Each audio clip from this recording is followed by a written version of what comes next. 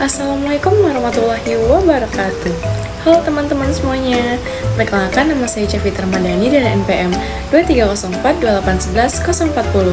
Saya dari Program Studi Pendidikan Guru Sekolah Dasar semester 1 di Universitas Melayu.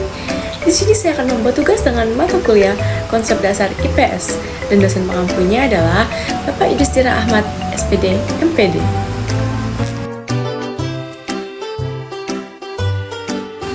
Baiklah, di sini saya akan menjelaskan materi tentang konsep hak asasi manusia, demokrasi penegakan hukum di Indonesia, dan menjelaskan persoalan-persoalan hak asasi manusia, serta demokrasi dan penegak hukum di Indonesia.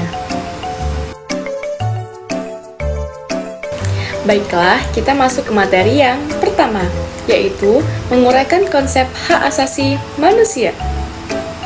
Hak asasi manusia atau yang biasa disebut dengan HAM adalah hak yang melekat pada manusia sebagai makhluk ciptaan Tuhan yang tidak dapat dihilangkan dan harus dihormati, dilindungi, dan dijunjung tinggi oleh negara, hukum, pemerintah, dan setiap orang. HAM meliputi hak-hak dasar yang diperlukan untuk memenuhi kebutuhan manusia, baik dalam arti material maupun non-material. Setiap hak hidup, keamanan, kebebasan, dan perlakuan yang sama dalam hukum dan pemerintahan. HAM bersifat universal, berlaku bagi manusia tanpa membeda-bedakan berdasarkan ras, keyakinan, suku, dan bangsa. Baiklah, kita masuk ke materi yang kedua, yaitu demokrasi dan penegakan hukum di Indonesia. Demokrasi dan penegakan hukum adalah dua konsep yang saling terkait. Di Indonesia, demokrasi dan negara hukum merupakan prinsip-prinsip yang diatur dalam konstitusi negara. Penegakan hukum yang baik di Indonesia harus mampu melindungi hak warga negara dengan prinsip kemanusiaan dan saling menghormati keberlangsungan hukum yang ada. Namun, sistem hukum di Indonesia merupakan perpaduan beberapa sistem hukum, termasuk hukum negara, adat, dan hukum negara Eropa, terutama Belanda. Untuk memperbaiki sistem hukum di Indonesia, diperlukan perubahan sikap dari semua pihak yang terlibat dalam hukum, termasuk para penegak hukum dan masyarakat.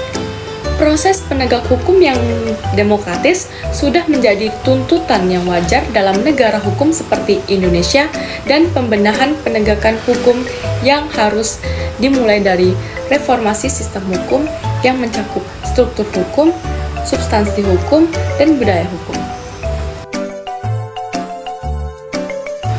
Baiklah, kita masuk ke materi yang ketiga, yaitu menjelaskan persoalan-persoalan mengenai hak asasi manusia.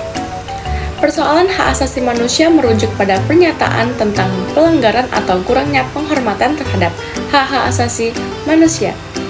Hak asasi manusia merupakan hak yang melekat pada hakikat dan keberadaan manusia sebagai makhluk Tuhan dan merupakan anugerah yang wajib dihormati, dijunjung tinggi, dan dilindungi oleh negara, hukum, pemerintah, dan setiap orang demi kehormatan serta perlindungan harkat dan martabat manusia. Beberapa persoalan yang terkait dengan hak asasi manusia yaitu: yang pertama, pelanggaran HAM; yang kedua, kemajuan dan penegakan HAM; yang ketiga, pelanggaran HAM berat; yang keempat, kebijakan perlindungan HAM; dan yang terakhir yaitu yang kelima, pemahaman tentang hak asasi manusia. Untuk mengatasi persoalan hak asasi manusia, diperlukan peningkatan pemahaman tentang hak asasi manusia, menegakkan hukum yang lebih ketat, dan keterlibatan institusi negara dalam melindungi dan melindungi hak asasi manusia. Baiklah, kita masuk ke materi yang terakhir atau yang keempat, yaitu demokrasi dan penegakan hukum di Indonesia. Demokrasi di Indonesia mengacu pada konsep pemerintahan yang didasarkan pada kedaulatan rakyat. Sementara itu, negara hukum mengacu pada prinsip-prinsip hukum yang mengatur kekuasaan negara. Kedua konsep ini saling terkait, di mana demokrasi membutuhkan penegakan hukum yang kuat, sementara negara hukum membutuhkan asas-asas demokrasi dalam pembentukannya. Di Indonesia, konsep negara hukum dan demokrasi diatur dalam Undang-Undang Dasar 1945.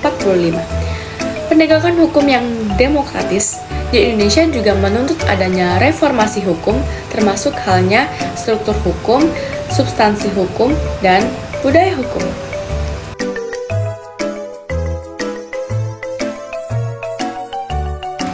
Baiklah, selesai sudah tugas saya dengan dosen pengampu, Bapak Yudhistira Ahmad SPD MPD.